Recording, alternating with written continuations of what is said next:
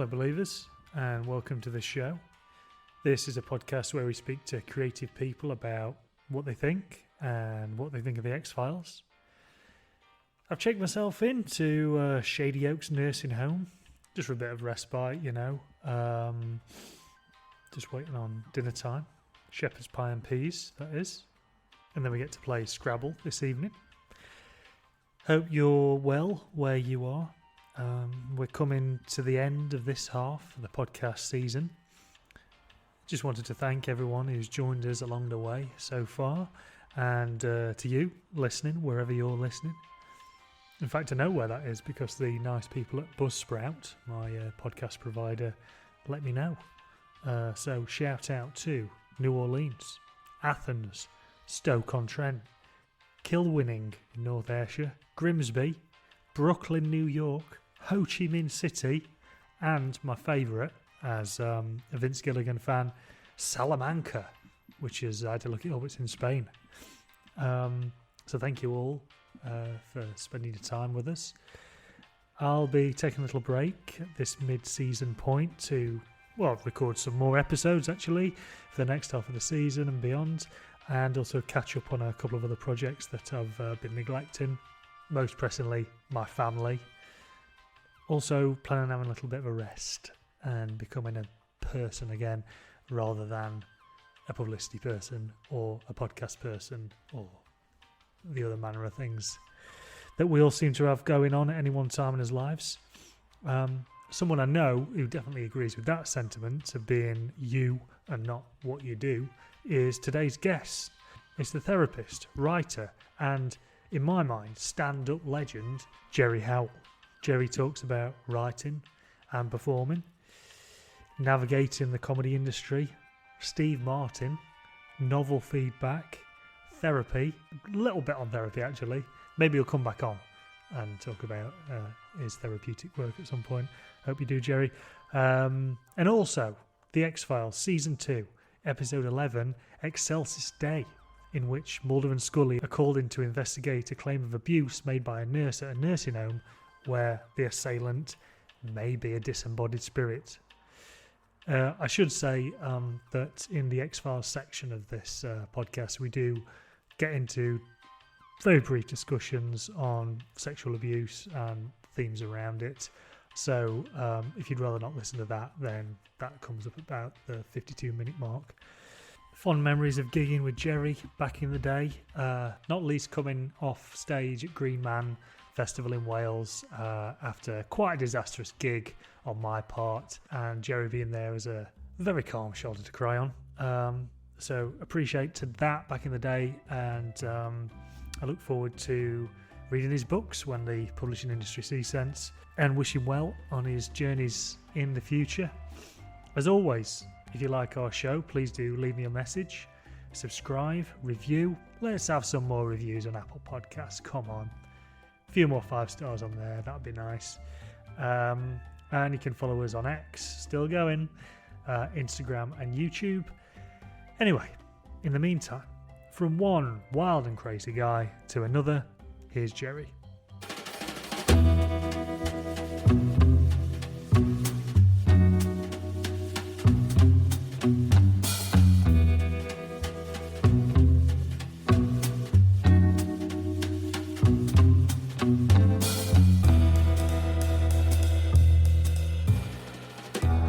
How are you? Really tired. Yeah. So tired. But partly my fault. I played a lot of tennis, didn't I, in the heat? Because we Did you? Yeah, yesterday. I don't know whereabouts in the world you are these days, but it was very sunny in South London. Yes, I'm in Edinburgh. I live in Edinburgh now. Oh my goodness. So how hot is Edinburgh? It was okay yesterday. I got burnt actually because I'm doing the only bit of physical exercise I do is running. You run up Arthur's, what's it called? Arthur's. Do that sometimes, yes. But I kind of started doing it just to have some time on my own. Yeah, it's precious. Well, and that then I just got addicted to it, and I've just makes me feel good. it can be addictive, can it? Like most Yeah, things. Yeah, yeah, quite a buzz, isn't it? I'm not. I run very occasionally if I'm yeah. pressed for time. Then it's quite useful, isn't it, to have a couple of extra gears. Yes, that's it. That's it. And just have that So bit in the I tank. can run. I have the fitness to be able to run, but I choose not to. Yes. That's what, Wise. How long you been playing tennis then? Is that tennis. Long time. I did play when I was at school, and I was never as good as I thought I was in my head. And I think that's been yeah. it's been a feature of me, me and being in the world. And there's always been this big gap: tennis and probably comedy and acting. And so I've been trying to, reconcile who I am with who I really want to be, who I envisage myself being. What's that process been like then? Is that just for the last couple of years and you've been That going? is ongoing, but it's really interesting, isn't it, to be able to watch. Like, there's all these different versions of Gerry. Yeah. We talk about because we all start off doing comedy, but no one is a comedian, right? Right. I've had a day job, and we all come from it from different backgrounds, and some people are born funny, but the funniest people are not the best comedians. Or you meet some of the very best comedians, you meet them off stage, and they're deadly serious. Yeah, right. Like, how is that you've crafted this beautiful show, and it's kind of genius. Yeah. Whereas I just didn't. I struggled to really. I don't know. But I was kind of drawn to comedy because I went to drama school auditions about 20 years ago now, Right. and I was trying to do a really serious rendition of Hamlet, Yeah, yeah. and there's I got this panel of Lambda teachers laughing their heads off, like, what are you doing? Why are you laughing? This is Right. I've just worked out that I think my uncle's shagging my mum, and what are you? I'm really contemplating, the very point of existence. Yeah. Well, I mean, people pay good money to get on those clowning courses, don't they? Those clowning workshops when you've already found the funny there. Yeah, well, exactly. There it was. So I thought, okay, I'll just stop trying so hard to be a serious actor, and then I drifted into comedy, and it was going well. It was going really well quite quickly. Yeah. Because that's probably when we met, wasn't it? The open mic. Yeah. I mean, there was definitely. It was sort of fascinating to see, the shift and progression of different performers and, where people went with it. And people were sort of, I guess you did, when I met you, I kind of thought this is... I was trying to think when that might have been. Probably, or even the last time that we would have seen each other or gigged together, over 10 years ago. Oh yeah, I would say, because I've not thought of myself as a comedian. Yeah, I've not been practicing. I mean, I'm like a Catholic, like I'm always part of me. It's like, just feels terrible for being alive. I'm so sorry. I don't even know why, but I feel, so I'm like, there's always a gag that could be made. I mean, the first one of this podcast I did was with Henry Widdicombe, and he said he felt like he would always be a recovering comedian. Yes. Would you agree with that to a certain extent? I think that is part of me. Yeah, it's part of it's my personality and my core kind of sense of self, which has evolved and kind of morphed and moved around in the last certainly 10 years. Yeah, but it's just like I said, another configuration, or it's another role, but it's deeper than a role that I'm playing, because it's about going beyond playing a role and just being you. And so that is, I like having kids has changed that, and obviously going through this kind of literally dying as a comedian, not just dying after a gig or during a gig, but the whole career dying. It was kind of like grieving that. Yeah, right. And then it was a period of just like, I'm not doing anything. So, and it was painful to be reborn as someone who's like not defined by a job or Yeah.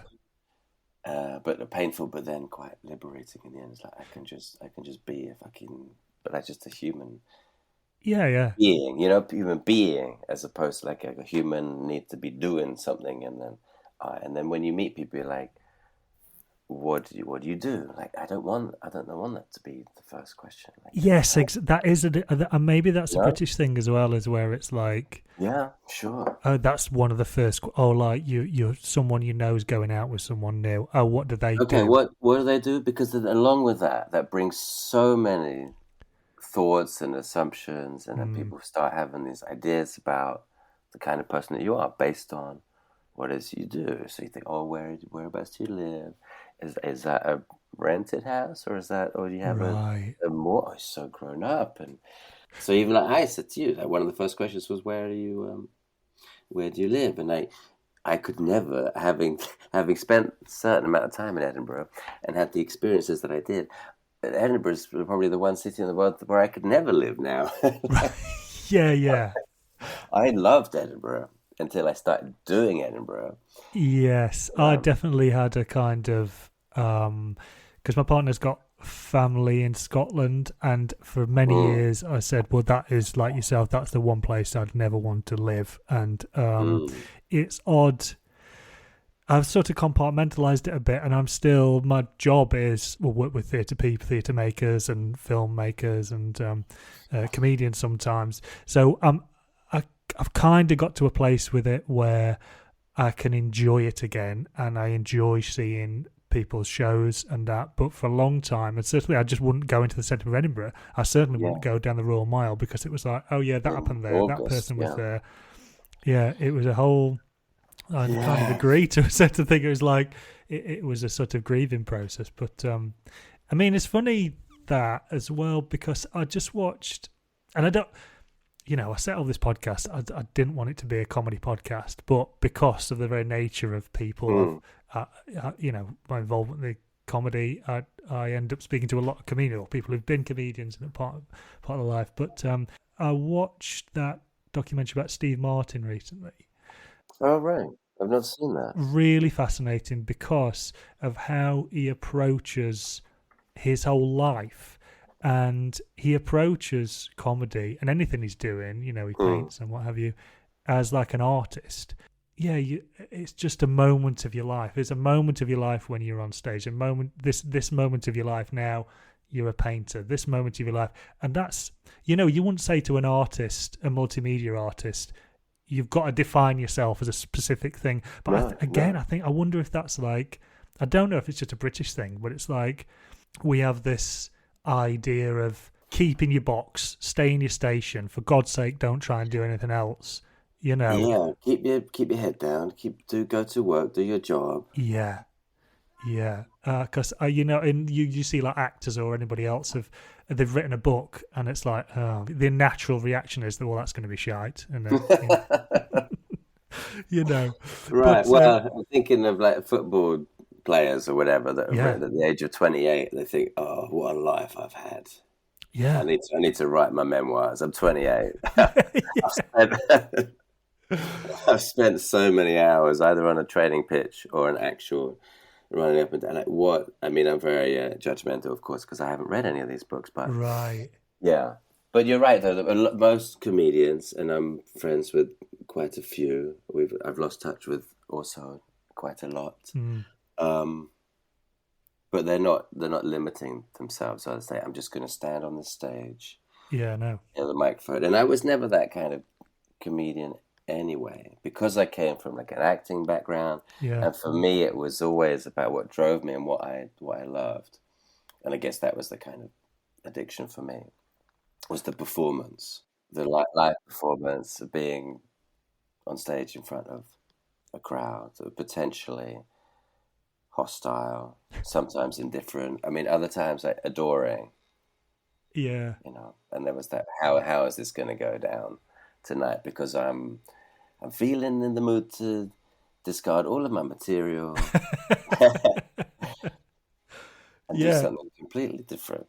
And it was very hit and miss. that's certainly what you projected, and and if anybody, and certainly, the people who are around you and who were doing gigs with you at the time, you're always a sort of electrifying person to have on the bill, because it was like, it could be, I don't know, I never expected to see the same set from you at the same time, or something could happen in the crowd and then you go off, your mind would go off, and Absolutely. which is wonderful for someone who's, I was like writing out the set, I was like, really like panicking about it, and never fully in the moment, I guess, never fully like, if something did happen in the crowd, I was like, oh, then what? Yeah. Oh God, deal with this. Is that a problem, or is that going to be an obstacle, or is that actually can I see this as an opportunity? Yeah, totally. And so at what point did you kind of make peace, or have you made peace with, did you get to a point where you thought, I'm not getting anything from this anymore? And how did that play out, over a year or so? It was a messy, drawn out, acrimonious, really. It was like a relationship kind of breaking down, and it was probably, looking back, it's probably stayed in it slightly too long. It wasn't making me happy. I was really struggling with my identity as like, what sort of comedian am I? I'd kind of hit this kind of glass roof thing on the London circuit. I was doing the best that I could, paid gigs and whatever, winning new act competitions, because I won a number of them. And it just felt so easy to be on stage for like 10 minutes. Yeah. And it was kind of terrifying and exciting to not know what was going to happen. But then I needed to try and build 20 minutes. And then I obviously first Edinburgh. I was pretty confident. I felt I had a good first hour, and it just didn't land with the right audience. I don't know. Right. And the reviews were profoundly mediocre. Right. Yeah. Which was surprising, because I thought there would either be, oh, this guy's great, I could see what he's doing, and this is absolutely my kind of thing. But it's really unusual, it's unpredictable, or like, if you're going to see the show more than once over the course of the festival, you will see quite a different shot. But that's not how reviews work. That's not how, the industry works. That's not how agents don't come looking for a different show, because they would see me once and go, oh, that's quite a good 10, that shows some promise. I'll come back, whoa, what you doing? Who's this guy? That's good. Like, how can I book you? I don't know who you are. So I had all sorts of interesting encounters with agents, and that's something that just never worked out for me. And that was immensely frustrating for years, because there was this word of mouth thing, like, oh, this guy's he's been celebrated and recognized as like the next, he's a comedian, and there was always that kind of double-edged, backhanded, what's it called? Is that an insult, or is that a compliment? Right. Well, it immediately means we can't sell it. It means you're not going to be on TV, mate. So just don't get any. Keep your hopes. You're just not. But you're also not going to be Daniel Kitson, because Daniel Kitson is Daniel Kitson. So you need to try and make your own pathway, right? And carve out a little space that can be all yours. Yeah, I guess that is that Kitson model's really, I don't know. It's quite special, isn't it? Yeah, very special, and I guess I guess people aspire to be that. And I remember that thing of Stuart Lee saying, if he could find an audience of like even just 5,000 people, that means he could live on that, because he means he could tour every year, and those people would come out to see him, and then he could survive on that. But yeah, it's very, very unusual, isn't it, to be someone like Kitson and just totally shun the system, the social, not being on social media, not being on panel shows, and being. And I saw him last year at the Fringe doing his kind of collaborative audience show, and it was Oh, really? It's Yeah. remarkable, actually. Yeah, it was like It's everybody from the crowd had got a line. Everybody got this script, and they were all every single person in that audience said something during the show. And he, of course, he's like a brilliant compere as well. So he He's an was, amazing compare, yeah, which helps, doesn't it? Because no one else is both. Is has that innovation and the imagination as a theatre maker, yeah, and he creates these worlds where, like you said, there's all the different voices and it's interactive and a storyteller, but also an extraordinary compare. yeah, So I basically yeah. followed the model. The only difference between me and Daniel is I'm not performing anymore. Just he's much more Yeah, active. So I've also removed myself from like social media, and I mean I tried. I think that's where we reconnected, wasn't it? And I was hopeless, and I had this idea that I should be, because when I qualified as a therapist, which was last summer, so very new still. I thought, well, now I need to start finding clients, yeah, and I thought, see, when I went through this kind of crisis that was like drawn out and leaving comedy behind and trying to figure out who I might be, I was not gonna define myself as a dad. yeah, right. I'm very happy, more or less, as a dad. Yeah, I'm trying my best. I'm getting some solid 3-star reviews from my from both kids. yeah, Um, what was I saying? Yeah. So when I was trying to figure out, and I was just drawn in. I've been working like on the fringes of like mental health, and I had a day job at the Maudsley for many years. I kind of kept that quiet, but that was becoming increasingly interesting and fascinating to me. yeah, The work that I was doing as like an office based whatever administrator, and then going out and doing gigs. But I became friends with doctors and psychiatrists and psychologists and psychotherapists, and so people who working with clients in very different ways. They're following the medical model, and psychodynamic psychotherapists, and all coming together for these meetings and looking at a human being who's struggling in some way, and yeah, saying, "This is my philosophy." Would suggest that this is what's going on for this person, Whereas the doctor might say, "You're sick, take these pills," or a right. psychotherapist might say, "Well, let's look at your life. Look at the situation that is your life and the factors and the forces that are at play in your life." So that became increasingly interesting to me, because obviously I'm not medically trained. I'm not a psychologist. I trained as a humanistic psychotherapist. Right, right. So yeah, I approached it from that. And how is how is your approach to therapy different to other people's? Because I was just looking on your website and how you talk about it in humanistic terms, and I imagine I'm not done therapy myself, and a lot of people say I should do it.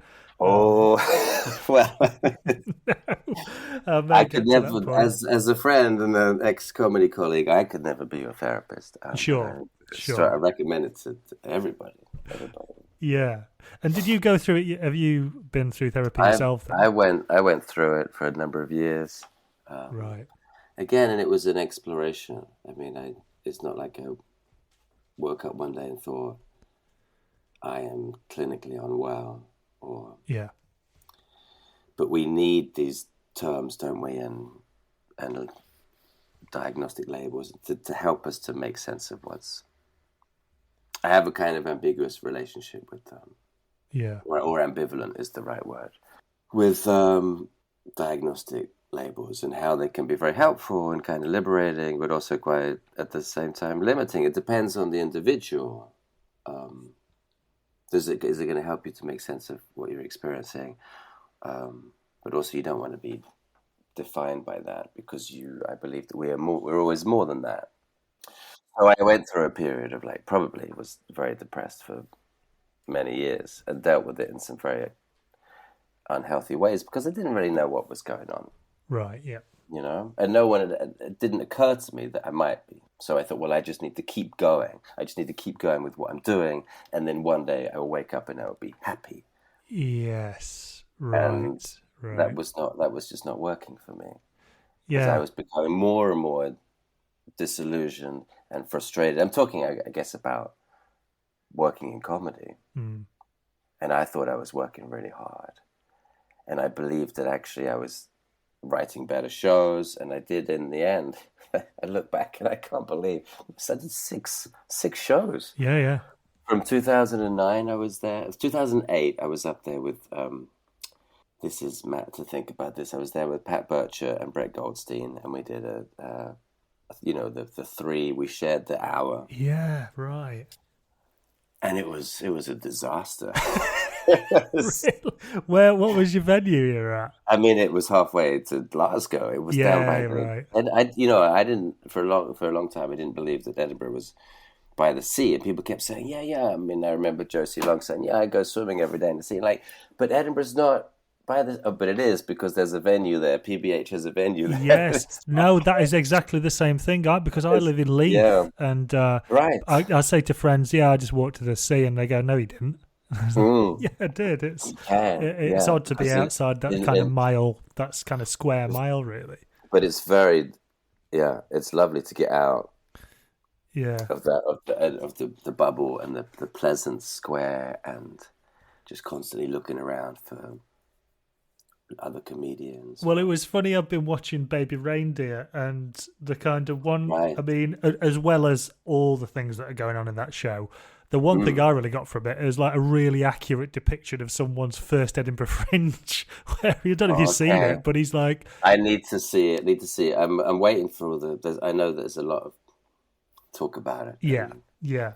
It's kind of a it's kind of a shame that the attention that it's attracted for the wrong reasons. Yes. I've heard it's a great show. Yeah. I've really found it fascinating, and having met Richard and having other than seeing his shows, having no idea what was really going on there, and but no, the his first show is in. I mean, they've mocked up some pub actually in Leith, but it was like Really? he gets there, and Is it PBH or? it looks. I don't know what he was on. I think maybe he did Laughing Horse because he references the Laughing Duck competition a few times. Very good, like, right. very good. So we all know what that is. Yeah. It's that we've made this impenetrable to find out who this person who's been stalking you is. Anyway, but he gets into this pub and there's like a TV on in the background, and all the chairs are focused the wrong way. And he turns up and he's like, "Oh, I'm here for the comedy," and she goes, "Performer or audience?" He goes, "A performer." Audience. Yeah, but it's like, "Oh yeah, your microphone's in the back under the stairs." He gets the microphone out, and then he comes out in this flamboyant outfit, and he's like, "No, fuck off, mate. We're trying to watch the snooker or whatever." I was like, I've never really seen, the Fringe depicted like that, which was I thought that was totally spot on. Very good. But you came back, didn't you? Did because I saw you done a gig quite recently with Brett, and was Nick Elm on that as well? Well, that is the only gig that I've been doing is a biannual, so twice a year, Right. at my tennis club. Was it right? Fantastic. It was beautiful. Yeah. It was beautiful because it's my tennis club, and I love tennis, and I picked the three of my closest friends on the circuit, Yeah. and they were like astonishing. It was just lovely. I had maybe it was last summer or even the summer before. It's going very quickly, isn't it? Yes. It's life. And Brett's hard to pin down. I think he's in America a lot. But we had Brett, and this is Brett who's gone over to America, and he's like winning awards for TV stuff and all this kind of stuff that I don't have time to watch. I know it's great, but I just don't watch it. So I have friends at the tennis club, and it's not just, it's open to like the community, whatever, down in Dulwich. and people saying, "Oh my God, I've just seen the announcement, and Brett Goldstein, the Brett Goldstein is coming to play at the North Dulwich Tennis Lab. Yeah. How on earth did you manage to book him? He's in this TV show and he's won an Emmy." And like, no, it's Brett from university. Yes, right. It's all fine. It's just I just texted Brad and I said, "Do you want to come Yeah. down? I've known him for 20 years. It's Yeah. Brett from Laughing Horse, Leith, 2008." Yeah. So did you enjoy that then, that experience of coming back to it? Of that gig, yeah, I loved it. Yeah, I mean, Yeah. the thing is, it always goes very well, and I compare it, and I'm very comfortable doing that because Yeah. there's no material, and I'm just working with the crowd, and I know most of the people. Maybe I know half of the audience because they're at my club, but then there's other people, Yeah. and it's great. It's great. I love it, and I do it once or twice a year. There was a couple of compare gigs that I was invited to do over the last few years, but apart from that, I think I was in Edinburgh last 2015. Yeah. Yeah, so that's what I was saying, that I was working really hard, and the shows were. I think I was producing better shows. I'm like, this is more interesting. There's more of a shape, and it's a deeper kind of show. Mm. So I'm not just, when I started off, it was like, it's a performance. It's more like, look at me and the way that I'm presenting myself on the stage. Yeah. So it was more like form over, what am I trying to say? It was more style over substance, perhaps. And I was trying to marry those two, and I thought I was doing that over the years. And I had more of a coherent kind of narrative as well, and making space within that for allowing me to be spontaneous. Yes. Yeah. Improvise and maybe striking that balance. And I thought I was doing really well. But then it was just a case of like, once, like, a critic could see me in 2009 and didn't like my show, and without any support from any production team or any agent, it became harder and harder to get anyone to come and see my show. So 2009 went badly. This producer guy that helped me that year, he dropped me in September. All right. Which was kind of disappointing. I thought he'd be more supportive. Yeah. And 2010, I gave myself like a year off. I actually did a show at the Camden Fringe, which was great. Like 10 days there, and people actually came to see it. And then I did another 4 years in a row, I think, in Edinburgh, and I was doing some acting as well. There was 2 years when I was in a play. Was it Roxy or something, or the? Oh yeah. I can't remember any of the venues, but I did a nice show, because then you're in a team. There's a cast of people, and it's very lonely, isn't it? Yes. Yeah. It's not lonely when it goes well, because you've got the whole room, and people. I mean, even then afterwards, I'd be like, even if I'd had a good gig, it's like, I'd sort of feel sheepish about talking about it, Or maybe that's like an imposter sort of thing, where it's like, wow, that's probably just a look. Yeah. But Edinburgh, like there's normally someone in, at least one person that's in that, or if it was like the Free Fringe, the people before, the people after you, or you're running off to see someone else's show, or I would be meeting, if I knew there was like an agent in, I said, okay, well, I'll meet you afterwards. I mean, sometimes they didn't stick around. They're like, okay, message received. Yeah, right. I mean, there was one time, it's quite funny now, but at the time it was just completely bewildering and kind of devastating in a small way. It's like this one, I won't mention the agency, but it's quite a big comedy agency, and a lady had said, yeah, I'll come, I've seen you, sent over the clips, I've heard from this other person that I represent that you're really good, so I'm interested. And you send over your YouTube clips, which is like your best 5, and you edit it, and this is me doing the Gong Show at the Comedy Store. Yeah. And if you look closely at the back, you see there's Joel Dommett and there's like Nish Kumar, and I've won that night, so I'm actually better than all these people. Yeah. And you'll send your screen grab of those guys all stood together. So make sure you mention that, and because these guys are doing really well. But I won that night. I had the best 5 minutes. Anyway, so they come and watch it, and this lady, she waited, and the show I thought had gone quite well, and she said, "I'm just going to pop to the loo, and then we can have a drink and have a chat." I thought, "This is great. Yeah, This is yeah. great." And I was standing. I think it was at Bannerman's. You know Bannerman's? Oh, yeah, I do. Yes, I do. It's a good room, a little Yeah. back room. It's self-contained, and then there's the toilet, and then you come back into the bar. So I was standing in the corridor because I've got my bucket, right? Yes. When the show went badly, I didn't bother with the bucket. It's too embarrassing. But I filled up my bucket because it was a good full Saturday show, and I'm thinking, where's this late? Everyone's left, and I've got a full bucket, and I'm going to talk to this agent, and I could see because I could see the door to the ladies' toilet. Oh, no. But she never came out. I'm like, well, no. where is? I can't go in there. So I asked some other female. Yeah. I said, can you just go in there and see?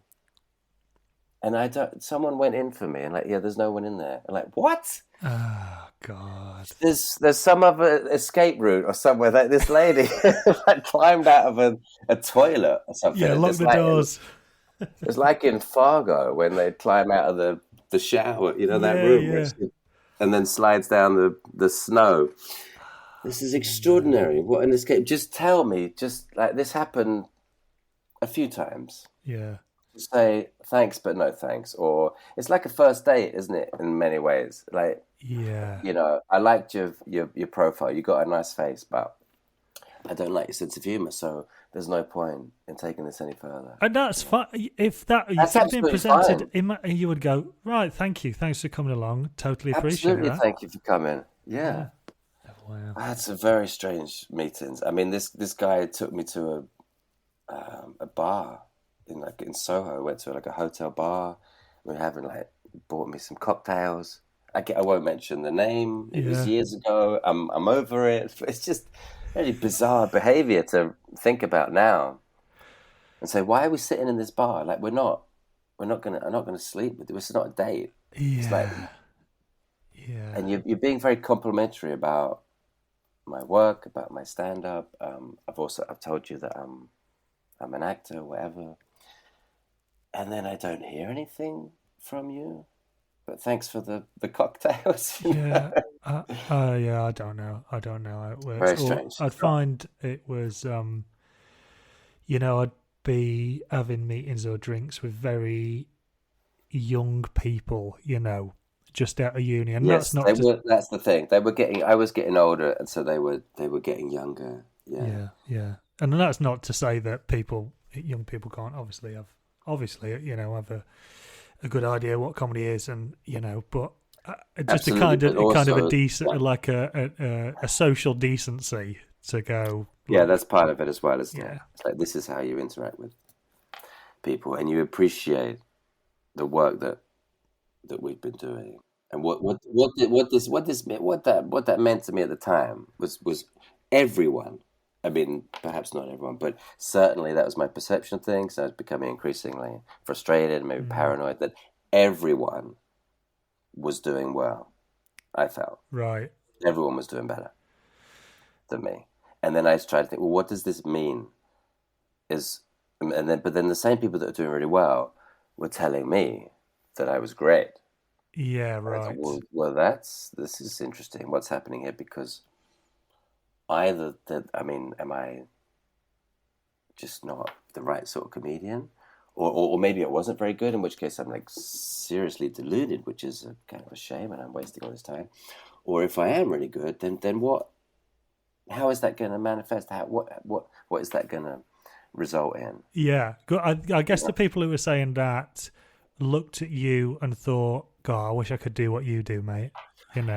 But what does that mean to you? As a, you guess you've got integrity as a performer, but it still doesn't help you, does it? Yeah, I still have my integrity. Yeah, yeah.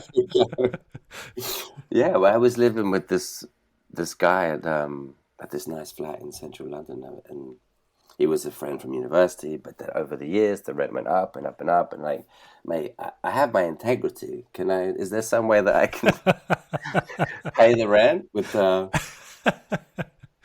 my jokes, with my very unique brand of whimsical stand-up? But no one else is doing it. Yeah, I've got this great Paul quote. Does that translate? It's not 800 Yeah, very a strange period of life, but I feel like a necessary part of life, and to have got through that, and I yeah, exactly. and I don't want to be like, oh, it's character building, but there is a certain extent where I look back if I'm ever going through something and I think, well, this is shitty, but it's not like getting booed off after 30 seconds at the Comedy Store Gong Show, so Yeah. No, it's not that bad. So how is, just moving on to your to counselling? I mean, how's that going then at the minute? And are you, I don't know, usually would enjoying, but are you enjoying that process? it's funny, isn't it? People always ask me and say, "Oh, is that the right word?" And it's Yeah. like when you found out that, "Oh, I heard you went to a funeral. Did you?" And no, sorry, that's not the right word, is it? I did go What to is the quite right word? a fun funeral Did recently, you? actually. Well, it Yeah, does have the word fun in it. Yeah. Well, sometimes they are, aren't yeah, they? Sometimes they are. yeah, It depends, I guess, on the wishes of the person who's no longer with us. Like, have a party yeah. for Right, me, have a ball, and it could be like the man in the moon, the Jim Carrey right. film. Yeah, It's yeah. like, No, I just want people crying at my funeral. we're You gonna know. do a good show. Apps, I want you to be miserable and to feel really bad for not appreciating me and Yeah, my genius. yeah, You know, yeah, it's like, wasn't it Spike Milligan who says like his tombstone says like, "I told you I was ill," yeah, yeah, yeah, and mine would be like, I told you that I was really funny in yeah. ways that you just didn't get it. You know, there was no, I was not panel show material. I was not the other kind, whatever that is. I was falling between all these. But I like the idea that it's not even, I was going to say ahead of your time, and it's like you're out of time. You're on a different plane. It's like you either get it or you don't get it. And Yeah, and that's fine. It was just some beautiful gigs that were just. yeah, But again, there was the highs and the lows that I were probably making me ill. You know, yeah, right, in the end, because I mean, I was drinking quite a lot. I think we all were at that time. yeah, It's like, I feel like we're in a Britpop band, like reminiscent about like 1995. It's just it wasn't quite that, but like I'm not Damon Albarn, but I was having a good time. I mean, I had no kids. yeah. I had a day job. I had some money. I lived in London. I was out every night. Mm. Every night there was a nice gig to go, and you could drop in to any gig, and you'd see people, and it was so exciting as well. Like creatively, I know this is kind of what we want to be talking about, but to see other people work coming up with new material all the Yeah, time, and I know there's that you remember scribbling on your hand and like, oh my god, I can't even read my own writing. What is that third yeah, gag? I'm in trouble. And I never, in like the 9, 10 years, I never had anything written down, and it just thrilled me so much. yeah, yeah, So like, I'm gonna go and do this gong show, or I'm gonna do.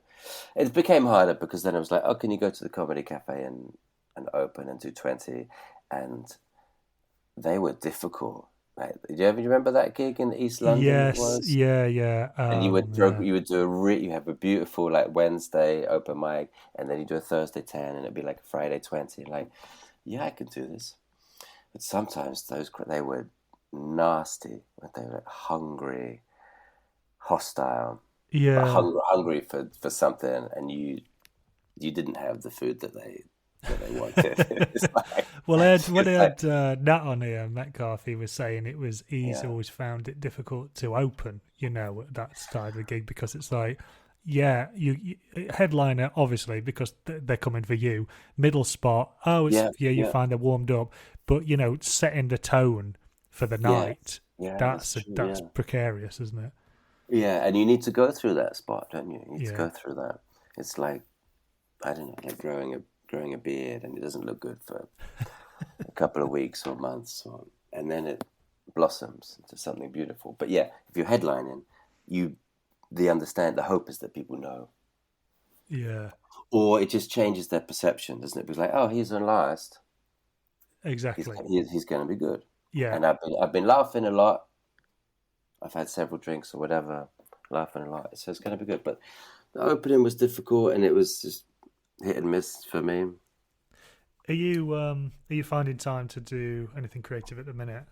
Creative. It's funny, isn't it? I'm just observing myself now because you've asked me about the counselling, and I've just been drawn back to reminiscing about comedy. Yeah. What do I do at the moment creatively? I I mean, because the last Edinburgh show was 2015, and then there was like a period of being still and next to Gemma, who became my wife. Her dad became ill suddenly and died, and then the year after that we were married, and then a few months off. Oh, by the way, today is my wedding anniversary. Oh, congratulations! It's bad, isn't it? Because we just didn't plan it. I mean, we planned the wedding up to a point, but today when I said, yeah, I'm free on Monday the 13th, like, oh mate, so here we are. No, it's fine because Gemma's downstairs. Oh God. Rather than something you can to go out with your wife somewhere. What are we gonna do? But we talked about this morning. Like, well, we've not really been out for about 6 years. For our daughter, Frances is 6.5. Yeah, and we've been married for 7 years. Gemma was quite pregnant on the day of the wedding. Oh, I love that. Yeah. So I mean, it's all beautiful. It's all good. The marriage is it's quite synonymous with being parents, and there was a couple of months where we were married and didn't have any children. Yeah, right. Happy days. So what was I saying?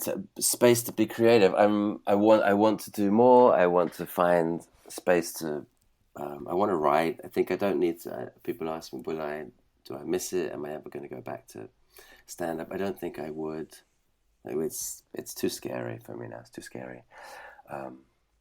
I would compare a gig. I think if someone said, "Can you compare this gig?" and then there's no expectations that I've written any material. Yeah. And I could do that, but I tried to write 2 novels. I say I tried to. I did write them. Yeah. And then I just had that whole experience again of receiving some generally positive feedback, because my humor was there in the books that I wrote, and so people said, "Well, it's quite hard, I think, because it's so subjective. How do we?" And I had that experience of, we need to be able to see your book on a shelf, and then where is it going to be, in which section? Right. There isn't really. There's a very tiny humor section. Obviously, if you're an established comedian, I know that Bob Mortimer's written a funny book. Yeah. And people are, and apparently I'm sure it's very good. But I wasn't that, was I, when I started writing? So I wrote what I thought was a very funny book, and I sent it to some people, and they agreed that it was very funny, but they said, I don't really know how to market it. Is it literary fiction? Is it popular fiction? Are you going to read it on holiday? Well, I don't know. I mean, I don't really go on holiday. Gemma's working. Yeah. When I'm on holiday, I don't have time to read anyway with 2 children. So there's a couple of novels that are still here, and I want to go back and do some more writing. Sometimes I like painting as well. Oh, great! I know that you mentioned that Steve Martin. I need to see this. I wonder if I've made it up that he likes. He definitely appreciates art. It wouldn't surprise me. Yeah, it wouldn't surprise me. I think someone Steve is. I say Steve like he's our mate. Steve Martin. Steve-o. Steve, because I saw him the other day. We were playing pickleball in Wimbledon. I mean, he's a very busy man. But I mean, obviously, since The Jerk or Man with Two Brains, I mean, I grew up. Yeah, right. Dirty Rotten. What's it? I grew up watching his films because I was kind of too young to see the stand-up. I went back and watched it. I read a couple of his books. Yeah. I've read the plays. It's fantastic. So I want to do more of everything. Writing. I like painting when I have the time because I like working in a way that doesn't involve language, I suppose. I mean, that was my comedy was very. I mean, it sounds obvious, doesn't it? Of course it was the spoken word, but I enjoyed using language. Yeah. Well, there's let me know what you think of that Steve Martin documentary when you see it, because there's a really wonderful bit in it where he's talking about, he studies philosophy and then he comes back to doing stand-up, And he sort of approaches it like, he says, what if I could do an act where I remove any audience signifiers from what I'm doing? So there's no set-up punchline. And then you get to this state where people are just finding their own level and they're just laughing at, at things they think are funny rather than what I'm telling them is funny. And then you hope to get the whole room into that state of mind to a point where you're laughing like you laugh when you're with friends, that kind of totally uninhibited type of laughter. And I thought, wow, I really, and he was like that because I'm watching his stuff and I'm going, yeah, I guess. But if you were in the room, people were just losing their minds. They're really like crying, laughing at it. And I could see why, because it's a general wave of hysteria. But to be, it's a man being daft on stage, it's chucking glorious. Himself around, and it's I was close to tears watching it. But no, I'd love to know what you think after you've seen that. Yeah.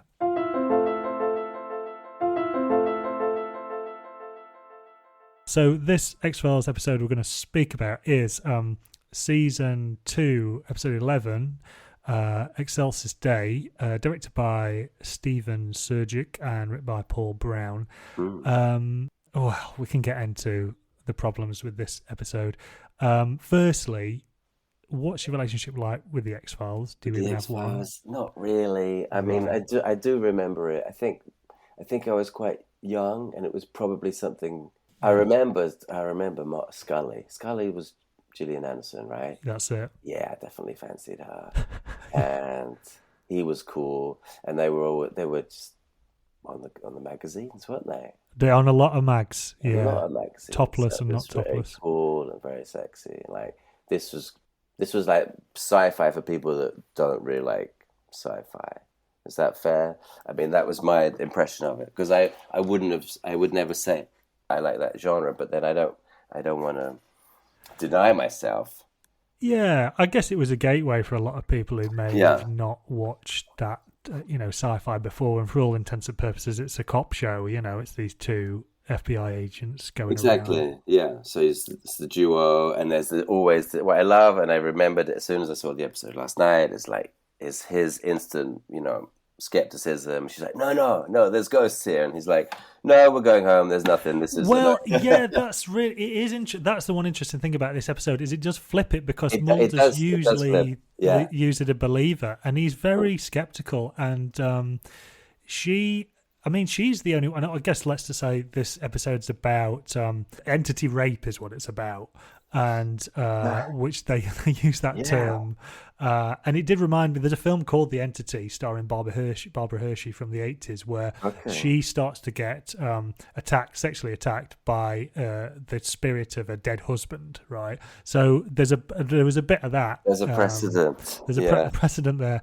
But this is set in a nursing home, and the opening is, we kind of get a snapshot into how sexist this place is. And to be fair, like looking at the episode, I thought paints a picture of what this nursing home probably was like at the time. It probably was a sexist place. It probably some of the male patients probably were making jokes at the expense of the nurses there. Absolutely. What I got, the problem is I got from it, and I don't know what your thoughts were, was everybody else's point of view, especially their thoughts and doubts towards the nurse, because this nurse goes off to go and change one of the beds of one of the patients that have died, and then gets locked in a room. There's some paranormal activity. She gets tied to a bed. Yeah. It's quite shocking, isn't it? Yeah, a really kind of shocking opening. And then when the credits have played out, we're in Mulder and Scully's basement office, and Scully's the one who's looking through the details of the case and how badly beaten up the woman Michelle has been. And then immediately Mulder goes, oh yeah, there's a lot of instances of entity rape over the years, and starts flicking through his files. And go, but none of them have been substantiated. But yeah, anyway, I'm rabbiting on, but it'd be good to know what your thoughts were. It's quite uncomfortable, isn't it, to watch, because it does make you think, that she's not being believed, and we see this and we hear about this, don't we? Quite a lot. Yeah. It's very, and the statistics on like rapists that are not convicted, or they don't even get to court or to trial, and men are getting away with it. Yeah. Because they're like, oh, there's no evidence. So, well, the evidence is very clearly in her face, where she's covered in bruises and where her arms are tied down. Yeah, it's quite disturbing, isn't it? Yeah. I guess for me, it's also about the treatment of old people, isn't it? Because it turns out to be about revenge, doesn't it, for how badly treated former, now deceased residents in this care home. Yes. The abuse. It's because you kind of go through the episode thinking there's some talk about experimental Alzheimer's treatments, and a lot of these elderly patients are seeing a new lease of life. There's one of the patients is doing this incredible painting, and there's a lot of references to, oh, don't give Stan anymore because he's had too much. But as the episode progresses, you realise that it's kind of a red herring, isn't it? Yeah, totally. It's not that treatment that's being given. It's one of the orderlies is growing these mushrooms in the basement and using these mushrooms to powder them down to give pills because. I mean, we never really get where he's from. Mulder calls him the Asian orderly, and again, that's how he's treated as terribly in this episode. Yes, but there's quite a big leap, isn't there? There seems to be a gap where he suddenly decides that he's staring at the painting, isn't he? This big mural. Yeah, and then suddenly he says, "Where's that weird Malaysian guy?" Yeah. Oh, he's in the basement. Right. But I don't even think he says Malaysian. I think he says Asian because I had the subtitles on. And then when they go and interview, his name's Gong in this episode, and he keeps talking about, well, in my country. He never says which country he's from. He's like, in my country. Yeah, it's quite vague, isn't it? Very vague, so the writers don't have to... foreign man. Exactly. Strange, exotic land. Yeah, and it's like you say, you in America, we treat our elderly people very poorly. We put them in these homes, but in his culture, whatever culture that is, being old's celebrated and we respect our elders exactly. So it's this kind of that's his justification anyway, isn't it? So is these mushrooms that he's turning into pill form and giving them to the patients that is causing these hallucinations, and people. It's kind of a leap to go from seen hallucinations to then to the entity. Right? Ghosts are going about actually changing physical things. Because it's quite a distinction, isn't it? It's the hallucination is one thing, but then pushing someone out of a window. It does. Yeah. Someone gets pushed out of a window. That scene was kind of hilarious. I thought that was filmed in the 1950s. It felt like when you used to see it in the Hitchcock, they're driving the car and they're clearly not driving a car. Yeah. The background. That's what it looked like. This man and the way that his fingers were prized off the by the invisible entity. It's quite hilarious. Hilarious until he fell to his death. Yeah. Tragic, and then there's Mulder gets locked in this bathroom, and I mean that is an that struck me as well. That's some good sealing around that door. The water wouldn't come out. Yeah, like if that would not happen in my bathroom, where there's big gaps. It's a funny episode. It's kind of all over the place. Really, I feel like they had a lot to tie up, didn't they? And because. I don't remember. There's only 40 minutes, isn't it, the episode? 40 minutes to tie up, and it doesn't really tie it up at all. The water fills up very quickly. Yeah. And thank God it leaks at the top of the door, but not at the bottom or along the side. And then no one working in the care home they don't know where the tap is to turn off the water. Yeah. There's not... there's no particular ending in this one either. It's like people have stopped being given these pills. Very quickly, the message is don't do drugs. Stop doing the drugs. Don't do drugs. Drugs are bad. So that's odd. But I mean, it's I think the filmmaker of this one, Stephen Surgic, was basically just wrote to Chris Carter, the showrunner, to say, "Oh, can I make this episode, please? Can I make a episode?" My mum's in a care home, and right. I'd really like to make an episode about her experience. But he went on to make Wayne's World 2 and a couple of other things, Daredevil and that. But very, very, very strange. Well, Wayne's World, that's the one where they're walking around in the desert, aren't they, with Jim Morrison? Yes. So there's definitely, he has some penchant or a very keen interest in. I think you're right, yeah. This connecting with the other side. I mean, there was another thing I read in this where one part of the episode that got removed at the writing stage was that Michelle, who was the nurse who gets attacked, she was described as being in a same-sex marriage or relationship. Yeah. And I was like, that's an odd thing to write in this episode. It's almost like, oh, well, it's even worse for her, to be sexually attacked. Because she... Yeah. And I was like, oh, my God. And I'm glad that didn't because come we're assuming, of course we assume that the ghost had a phantom penis. And she's phantom phallus. Yeah, not a good one. This, but as if it's not bad enough. Yeah. There's a few there's a few nice things that came out of it, but on the whole, not good. And the sort of FBI agents also, when they meet one of the old men and he's saying, making kind of derogatory remarks, they kind of give them the benefit of the doubt, don't they? They go, "Oh, he's all right. He's an old, chuckle." I mean, it's banter, isn't it? That's the way that we excuse, the most inappropriate way of talking to people or women. Oh, it's just banter, isn't it? Or he's just being charming, actually, or that's his sense of humor, or he's a different generation. Yeah, it's quite dated, isn't it? I was kind of surprised. What is it? 30 years old now? Yes, 30 years old. Amazing jackets, though. They were those. Yes, they look like American football players, don't they? The way their shoulders, both of them, Mulder and Scully, when they're standing outside the hospital. Yeah, big shoulder pads. Huge. That's the best thing about it for me, I think. I know you're a busy man, but do you think you'll revisit any more X-Files? I know this is I'm sorry I gave you this. I watched it late with Gemma, and she went to bed after that one. But it was on the Channel 4. It just rolled on to the next one, so I'm hooked. Yeah, great. Because it's terrifying. Like those shocking first scenes, and then it's quite funny, isn't it? Because we could look and say, "Oh, this is really, really dated."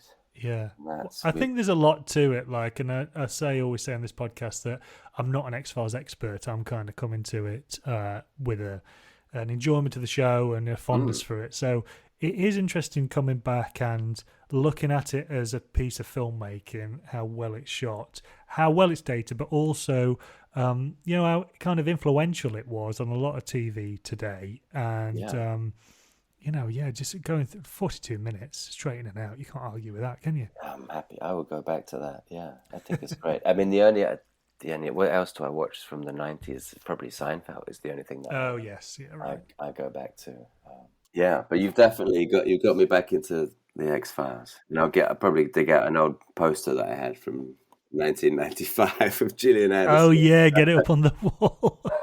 Is there anything else you're watching you want to recommend at the minute before we head off? What am I reading? I'm reading all my therapy books. Yes. I've just started the Bee Sting. Oh, right. Which was like one of the Man Booker nominated, but it's very funny. Okay. Yeah. So you can write. So it's true. You can write funny books, and they can be published, and there is an audience and a readership and a market. So yeah. And because I wrote what I thought was quite a funny, effective satire about the referendum, right? Which was a disaster. But I was writing that kind of during lockdown. Spent probably nearly 2 years writing on and off. Yeah. And at the time, people said, "Oh no, it's too soon. It's too soon." And then there was COVID. It's like, well, now there's COVID. People are distracted and busy thinking about that. Maybe they want to read a referendum comedy. Exactly. You know what I always like about both artists and writers is that you can be proclaimed a new writer or a young writer at age 55. So got plenty of time. That's me. Yeah. Young, fresh, 44. Okay. Exactly. Believe Me is written and edited by me, Chris Boyd, with production support from Steve Marshall. The music is by Johnny Boyle, and our logo is by Russ Brown. If you like the show, please do hit subscribe wherever you get your podcasts, and we'll see you out there next time.